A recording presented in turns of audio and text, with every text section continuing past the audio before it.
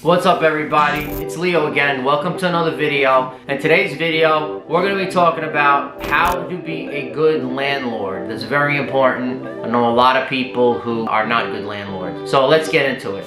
So the first thing that I recommend to do with tenants is just, first of all, you need to know what type of tenants you are. I know a lot of people are slumlords. I'm not a slumlord. I have rental properties in really good areas. And with good clientele and good tenants, you want to treat them. I like to treat people how they treat me, because you have a good tenant, they'll treat you really well with respect, right? You don't want to make it seem like you have one over on them. Again, they're renting from you. I like to make sure all my properties are in tip-top shape and they all are upgraded and they're clean and they're not very dingy area. Whenever they call me, I fix whatever it is. I had one of my tenants call me that the washing machine, the dryer broke, and I just bought a brand new dryer. It cost me, $2 grand, whatever it was, a washer and dryer, but it is what it is. They're really good people. They stay for a long time, because remember, the longer you keep tenants around, the less turnover you have and the less money you're gonna lose. So what I like to do is I like to have my tenants very comfortable. I have washer and dryers in a lot of them, a lot of amenities. A lot of people don't have washer and dryers, and that's just one of the things that I do.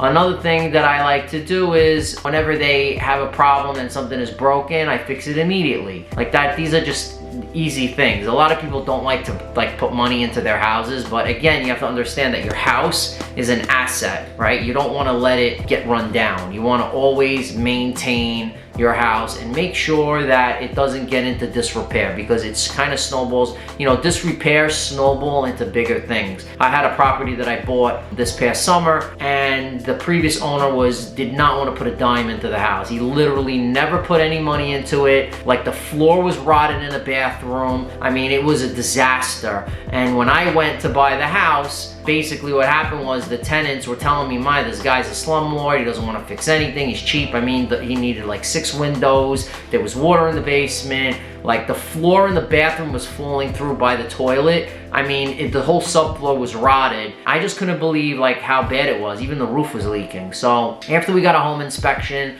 it was all the things that I knew that was wrong with it. I put about 20 grand into the house. And we even fixed, I basically did a gut renovation for the bathroom for the downstairs tenant, and she was so happy. I mean, she was so happy that I was doing it that she even bought the vanity, the tile on the floor, like she, out of her own pocket, she was so grateful. So again, anything you do in life, you kind of want to do one up for somebody, and you want to help them out. You don't want to really be that slumlord, be that guy, because at the end of the day, when you have 100 units and you only have one lady that's complaining and gonna move out, you don't really have to worry about it. So those are kind of my first tips. The other thing is that I try to make things easy. If someone is late on rent, sometimes a couple days, I had one guy who was like a week late. It's fine, I charge a late fee after 2 weeks, but at the end of the day, everyone pretty much pays on time. I like to use apartments.com. I know I've done a lot of YouTube shorts about that, and it's very easy. I set it up pretty much you go online, it's a free service, and you basically enter your information, they log in, they put all their info in it, and it basically sends them an email reminder to pay you rent. Because I know it's kind of awkward asking, hey man, where's my money? So it kind of breaks that barrier with them, so they get emails to them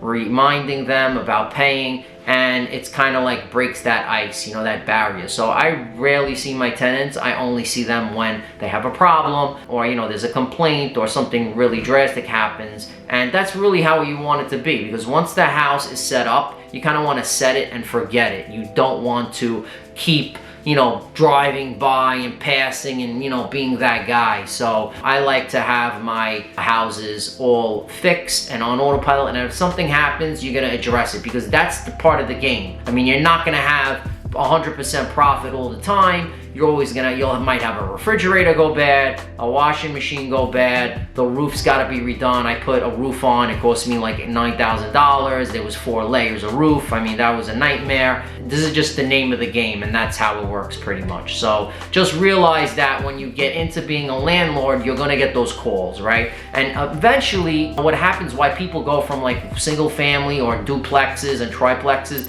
to 20, 30, 40 units, it's actually the mental draining of the whole operation. Because sometimes Some people don't really like to like respond to one text. They'll get pissed off if one guy's like, oh, my faucet is leaking. I said, okay, fine. Like, I understand that. I want a manager. Like, they get this grandiose idea that they're gonna buy real estate and it's gonna be like turnkey, like a stock, and you're not gonna worry about it. I mean, there's little bit, it's not a passive, 100% passive thing. There's some sort of work that you have to do to put into it. Being a good landlord, being a good husband, being a good father, being a good person generally, that all transcends into being a landlord. It's a business. So what you want to do is just try to be a good person and do like you would. Like if you had something broken, would you want it fixed? I mean, I would. If my toilet was draining and the floor was rotted, wouldn't you want it to be fixed in your own house? That's how I look at it, right? And I don't question what the issue is. If it's broken, I figured, yeah, it's a pain in the butt. I'm gonna get it fixed for them. Hope this video was awesome and you liked it. If you do, give me a like, give me a subscribe, and post in the comments if you want to hear anything else about being a landlord or anything in real estate, because I'm here to help you. Bye.